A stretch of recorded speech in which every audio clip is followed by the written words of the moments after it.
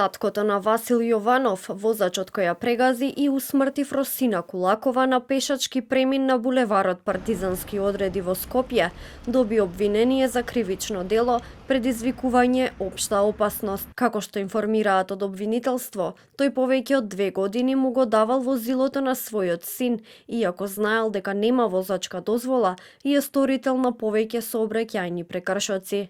Во текот на претходната постапка, јавниот обвинител обезбеди докази од кои произлегува дека обвинетиот во периодот од 4.11.2022 година до 31.2025 година со општо опасно дејствие предизвикувал опасност за животот и телото на луѓето, свесен дека поради неговите сторувања можат да настанат штетни последици, а сепак лекомислено сметал дека тие нема да настанат. Претходно родителите на Васил Јованов негираа дека му го дале возилото вечерта кога ја прегази Фросина.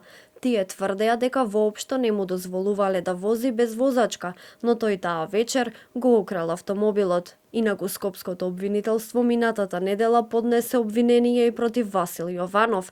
Тој се товари за тешки дела против безбедноста на луѓето и имотот во сообраќајот. Претходно Јованов беше правосилно осуден од апелационен суд на 3 години и 10 месеци затворска казна за дилање дрога.